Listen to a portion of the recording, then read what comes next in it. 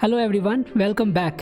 संयम कोर्स में class 11th के सिलेबस को हम कवर कर रहे हैं और इसमें चैप्टर नंबर 11 यानी कि कोनिक सेक्शन तक हमारा सफ़र पहुंच चुका है। इसमें लेक्चर नंबर 11A में हमने कोनिक सेक्शन के बेसिक्स और लोकस ऑफ अ पॉइंट इसके बारे में चर्चा की थी। आज का लेक्चर बेस्ड है सर्कल के ऊपर यानी कि कोनिक सेक्शन के फर्स्ट कोनिक के ऊपर। तो हम यहाँ पे सर्कल के कुछ बेसिक्स चीज़ों को जानेंगे और कुछ प्रॉब्लम्स करेंगे। तो सबसे पहले सर्कल क्या है? तो सर्कल सिंपल एक ऐसा लोकस है जो एक गिवन फिक्स पॉइंट से हमेशा कांस्टेंट डिस्टेंस पे होता है। It is a path traversed by a point which always have a constant distance from a fix point. Simple, हमारे पास किसी प्लेन में एक फिक्स पॉइंट है और उस पॉइंट को कहा जाएगा उस सर्कल का सेंटर, और जो कांस्टेंट डिस्टेंस की बात की जा रही है दैट इज़ कॉल्ड रेडियस। तो सपोज कीजिए कि हमने उस सर्कल के सेंटर को कोऑर्डिनेट्स प्रोवाइड किया h and k and let's label the point with c, और इसके सरकमफ्रेंस पे हमारे पास एक पॉइंट है that is x, y which can move anywhere in this plane. तो ऑब्वियसली इस C से P का जो ज्वाइनिंग सेगमेंट होगा उस सेगमेंट की लेंथ इस सर्कल के रेडियस के बराबर होगी डेफिनेशन के हिसाब से। तो रेडियस को हमने नोट किया R से।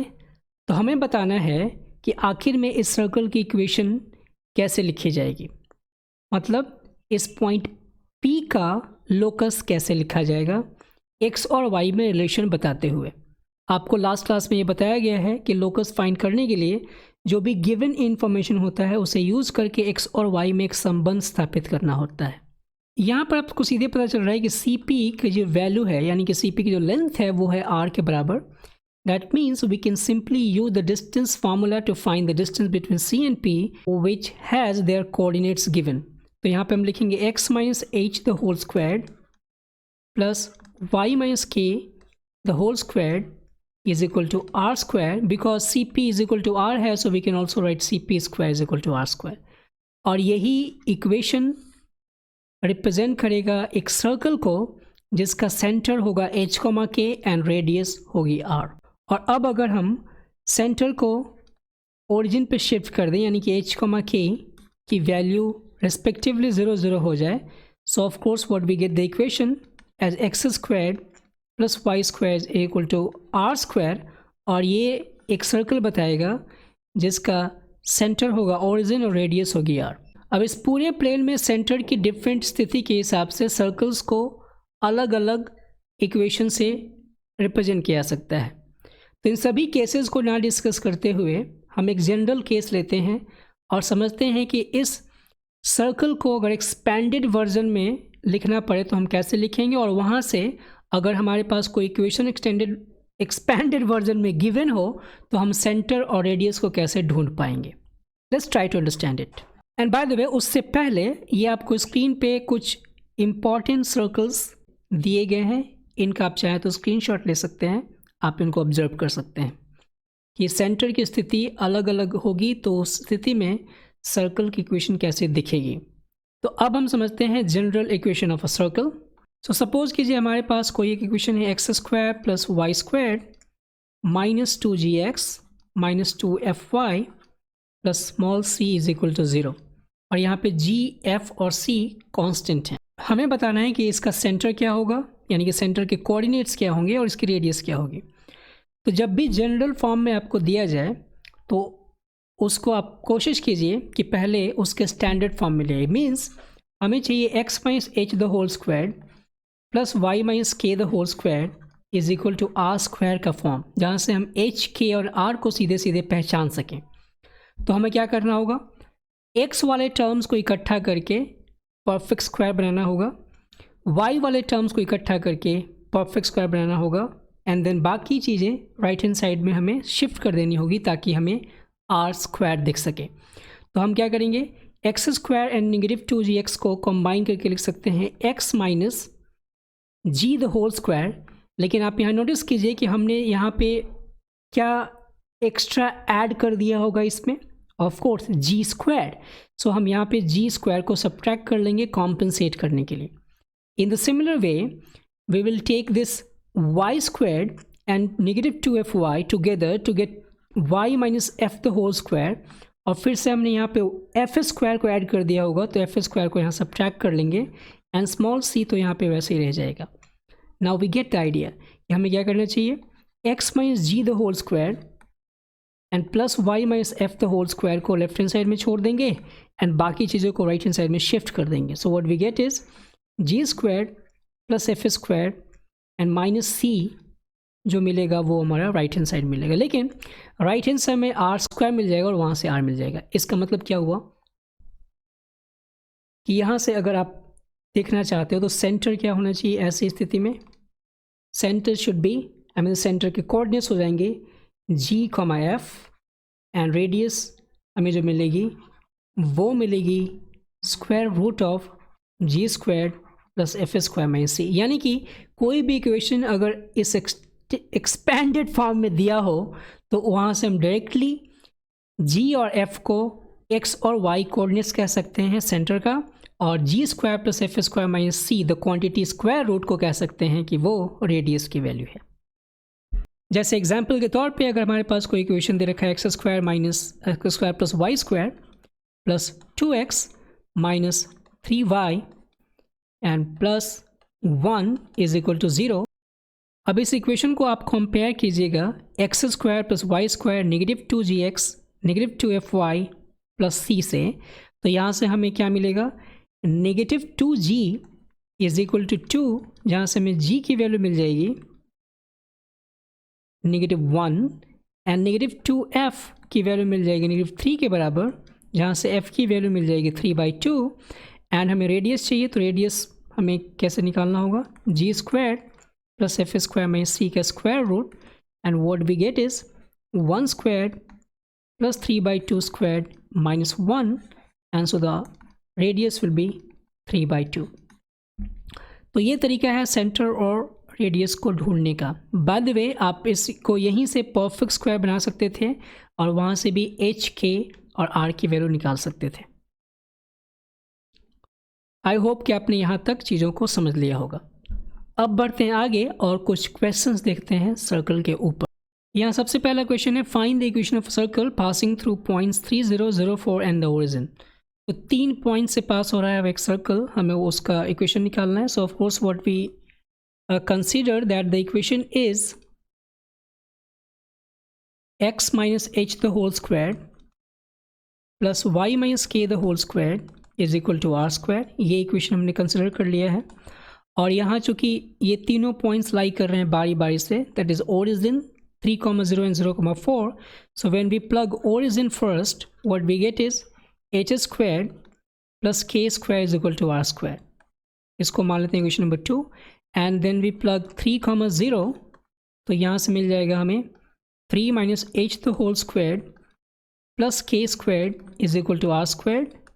And finally when we plug 0,4 what we get is h squared plus 4 minus k the whole squared is equal to r square. यहाँ ध्यान दीजिए कि हमारे पास 3 डिफरेंट वेरिएबल्स हैं h, k एंड r, और इसी वजह से हमारे पास 3 रिलेशंस मिले हैं ताकि इन तीनों को सॉल्व करके h, k और r की वैल्यूज़ को फाइंड किया सके. कैसे करेंगे, हम सेकेंड एंड फोर्थ को इक्वेट कर लेते हैं because we can see the right hand side are always equal. तो सेकेंड एंड फोर्थ को हम इक्वेट करेंगे तो क्या मिलेगा, we get is h square plus k square is equal to h square plus 4 minus के द होल स्क्वायर, जहाँ से एच स्क्वायर और एच स्क्वायर की वैल्यू कैंसिल हो जाएगी. And what we get is K square minus 4 minus के the whole square is equal to 0, जहाँ से मिल सकता है K plus 4 minus K times k minus 4 plus k, and from here what we get is 4 times 2k minus 4 is equal to 0, and so k is equal to 2. So k की value 2 मिल चुकी है. अब आप फिर से second and third को equate कर सकते हो. Let's do that quickly. So from second and third what we get is h squared is equal to 3 minus h the whole square, जहाँ से मिल जाएगा h minus 3 minus h times h minus 3 plus h is equal to 0. I think it should be plus. Okay, so it is positive 3 and 2h minus 3 is equal to 0, जहाँ से h की value मिल जाएगी 3/2. तो आपको h और k दोनों की value मिल चुकी है. r की वैल्यू इन दोनों को यहाँ पुट कर देंगे तो मिल जाएगा. So from second, let me write it here. So from second what we getting is r square is equal to 2 squared plus 3/2 the whole squared, and so it is 4 and plus 9/4 is 25/4. So equation of circle जो होना चाहिए वो निकल गएगा क्या, x minus 3/2 the whole square plus y minus 2 the whole square is equal to 25/4. आप इसको चाहे तो एक्सपेंडेड फॉर्म में लिखें या फिर ऐसे लिखें, both will be the same. अब इस ज़रा क्वेश्चन पे विचार कीजिए, क्या इस क्वेश्चन को दूसरे तरीके से कर सकते थे? आप यहाँ ध्यान दीजिए कि 3, 0, 0, 4 एंड ओरिजिन, ये तीनों पॉइंट्स ऐसे स्थित हैं जहाँ पे ओरिजिन इन 3, 0 एंड 0, 4 को ज्वाइन करने वाली लाइन से राइट एंगल का एंगल बना रहा है. मेरे कहने का मतलब आप समझ रहे हो कि अगर ये राइट एंगल का एंगल बन रहा है ओरिजिन पे, इट इज़ लाइक दिस, ये पॉइंट है 0, 0, this is a, let us say 3, 0, ये पॉइंट है 0,4 और यही इन्हीं तीनों पॉइंट से लाइन सर्कल पास हो रहा है. तो हमें बताना है इस सर्कल की इक्वेशन. अब चूंकि ये तीनों पॉइंट्स इस सर्कल पे स्थित हैं और O सरकमफ्रेंस पे है, और इसका मतलब कि अवश्य ही राइट एंगल बना रहा होगा, और ये राइट एंगल तब भी बनेगा जब ए बी उस सर्कल का डायमीटर हो. और जब ए बी उस सर्कल का डायमीटर है, इसका मतलब कि इसका हम रेडियस ढूंढ सकते हैं सर्कल का, because half of the length of A B is the radius, and since we know the end points of the diameter, we can also find the mid point of the diameter, that will be the centre of the circle. तो यहाँ से centre क्या मिल जाएगा, of course 3/2, क्योंकि हम mid point formula apply कर रहे हैं. 0 + 3/2 is 3/2 and 4 + 0/2 is 2. this is 3/2, 2. अब रेडियस फाइंड करने के लिए हम क्या कर सकते हैं, किसी भी एंड से 3/2 का डिस्टेंस फाइंड कर लीजिए. Let's take this from b, so there will be 4 - 2 the whole square, that is 2 squared, and 9/4, and what we get from here is again 5/2. Radius भी मिल गया 5/2 एंड सेंटर में मिल चुका है, इसलिए सर्कल की इक्वेशन फिर से ऐसे ही मिल गया हमें. अब बढ़ते हैं आगे और ये समझते हैं कि position of a point with respect to a circle कैसे ढूंढते हैं. इट मीन्स एक सर्कल गिवन है और एक पॉइंट गिवन है, तो हम कैसे पता लगाएंगे कि वो पॉइंट सर्कल के बाहर है, सर्कल के ऊपर यानी सर्कमफ्रेंस पे है, या फिर सर्कल के अंदर है. मान लीजिए हमारे पास कोई एक सर्कल गिवन है एंड किसी पॉइंट को P को हमने लिया यहाँ पे, जो कि सर्कल के बिल्कुल बाहर है. फिर एक पॉइंट लिया मैंने Q, जो कि सर्कल के सर्कमफ्रेंस के ऊपर है, और एक पॉइंट लिया R, जो कि सर्कल के अंदर है. तो इसको निकालने का तरीका क्या है, समझने का तरीका बिल्कुल सिंपल है. सेंटर आपको पता होगा, किसी भी सर्कल की स्थिति में सर्कल का जब इक्वेशन दिया होगा तो सेंटर आपको पता होगा, और सर्कल की इक्वेशन अगर गिवन होगी तो ऑफ कोर्स रेडियस भी पता होगी. सेंटर और रेडियस दो चीज़ें पता है, और इन्हीं के आधार पर हम सब कुछ तय कर सकते हैं. अगर हम ये देखते हैं कि पॉइंट P के लिए अगर आप सेंटर से P का डिस्टेंस फाइंड करोगे, so of course what we get is the length of that segment CP should be greater than the radius of circle. Then अगर CQ आप ढूंढते हो तो उस केस में रेडियस के बराबर होगा, और जब CR ढूंढोगे तो इस केस में रेडियस की वैल्यू CR से ज़्यादा हो जाएगी. अब जैसे एग्जाम्पल के तौर पे आपसे ये क्वेश्चन पूछा गया है कि क्या ये पॉइंट इस सर्कल के ऊपर लाई करेगा, सर्कल के बाहर, या फिर सर्कल के अंदर. तो हम क्या करेंगे, सर्कल का पहले सेंटर ढूंढेंगे. So what we get is, क्योंकि ये सेंटर इसका हो जाएगा ओरिजिन और रेडियस की वैल्यू हो जाएगी 5. तो हमें क्या करना होगा, इस सेंटर से इस point, let us take this point as A and let's take centre as C, तो अब यहाँ AC की वैल्यू हमें फाइंड कर लेनी, यानी कि A और C के बीच का लेंथ फाइंड कर लेना है। और उसके लिए simple -2.5 minus 0 the whole square that is 2.5 का स्क्वायर आप करें, चाहे -2.5 का स्क्वायर करें, दैट इज सेम, एंड 3.5 का स्क्वायर एंड इसका स्क्वायर रूट, एंड R की वैल्यू 5 है। अब आप इसको फाइंड करोगे सो विल गेट दैट। अब मैं इसको कैलकुलेट कर लेता हूँ कि इसकी वैल्यू क्या आएगी। सो फॉर दैट यहाँ पे मैं जाऊँगा set an action, so evaluate, and what we get is 4.30116 और ये वैल्यू 5 से कम है, so of course we are getting this thing less than 5। इसका मतलब ये जो पॉइंट है ये सर्कल के अंदर लाई करेगा। ऑलराइट, एक और क्वेश्चन देखते हैं आपके एनसीईआरटी बुक से, and then we will see another interesting problem. Okay, so ये क्वेश्चन है, find the equation of circle passing through 4,1 and 6,5 and whose centre is on the line 4x + y = 16। इसको करने के लिए हमें क्या करना पड़ेगा, फिर से हम एक सर्कल का इक्वेशन कंसिडर करेंगे, x - h the whole square plus y - k the whole square is equal to r square.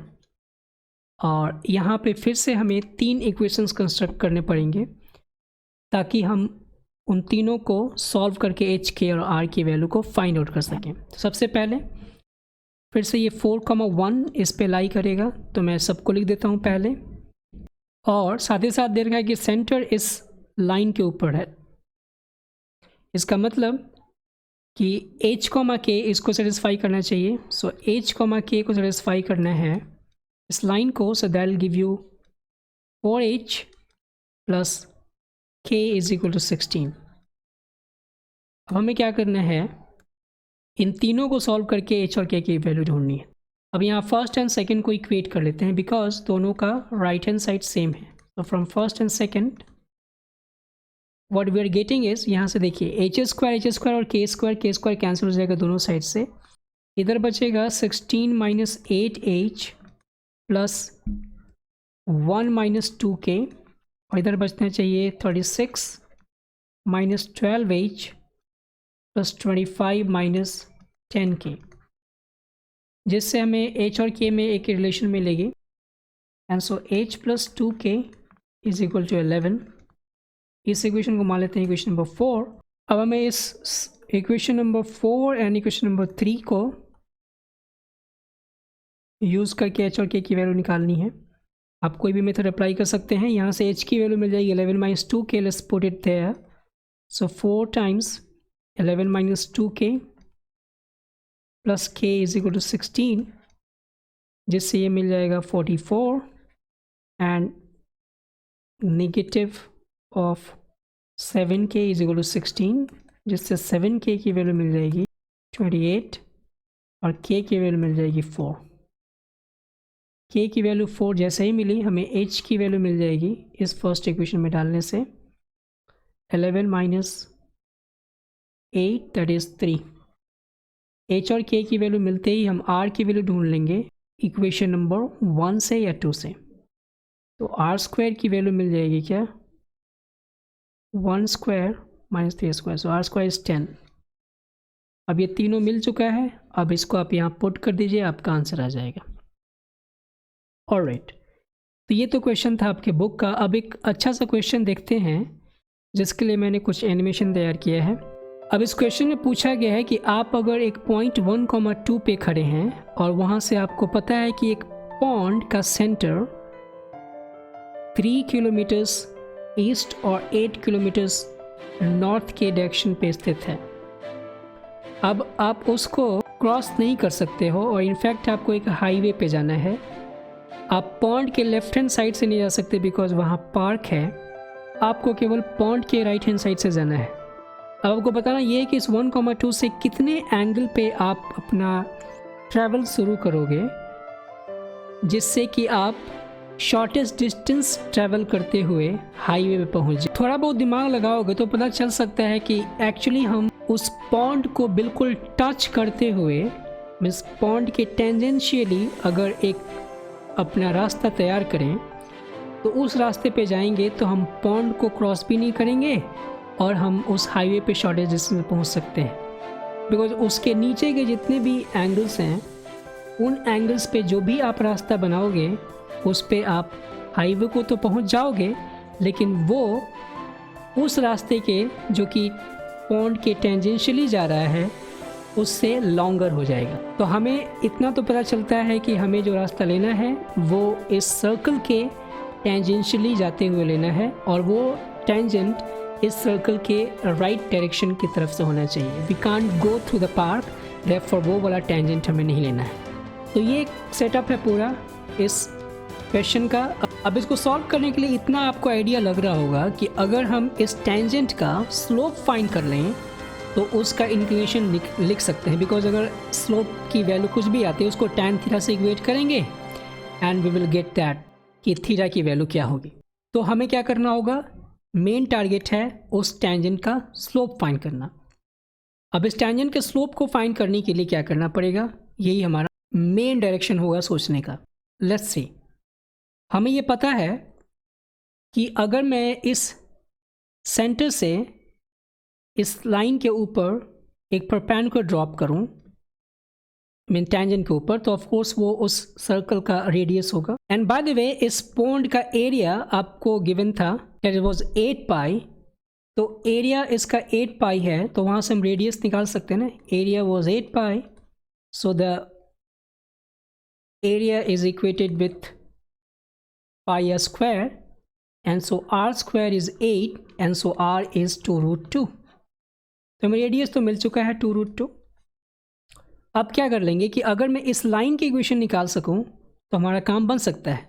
अब इस लाइन की इक्वेशन कैसे लिखी जाएगी, it is y minus 2, because ये 1,2 से पास हो रहा है और हमें स्लोप निकालना है। तो हम स्लोप को मान लेते हैं m and then x minus 1। Let's simplify it, so that will be y is equal to mx plus 2 minus m. Let's simplify it more, so that will be what, mx minus y plus 2 minus m is equal to 0। ये एक line की equation आपको मिल गई है। अब इस line का distance यानी कि परपेंडिकुलर डिस्टेंस 3,8 से जो मिल रहा है उसकी वैल्यू 2√2 होगी। तो जैसे ही हम ये काम करेंगे हमें एक रिलेशन मिल जाएगा m के रूप में, क्लीन रिलेशन, और वहाँ से m की वैल्यू हम निकाल सकते हैं। Let's do it. तो हमें इस 3,8 से इसके ऊपर लेंथ ऑफ परपेंडिकुलर निकालना है, तो उसको मैं यहाँ करके दिखाता हूँ। सो लेंथ ऑफ परपेंडिकुलर का फार्मूला पता है, आप क्या करते हो, सीधे जो जिस पॉइंट से हमें लेंथ ऑफ परपेंडिकुलर निकालना होता है उस पॉइंट को सीधे इस इक्वेशन में डालेंगे। So that will be 3m minus 8 plus 2 minus m, left hand side का केवल एक्सप्रेशन लिया जाता है, and divided by 1 plus m square. ऐसा क्यों आया, बिकॉज नेगेटिव 1 y का coefficient 1 square and then m square, and that is equal to 2√2। हम यहाँ मॉड ले भी सकते हैं, नहीं भी ले सकते हैं, doesn't matter, let's take the mod.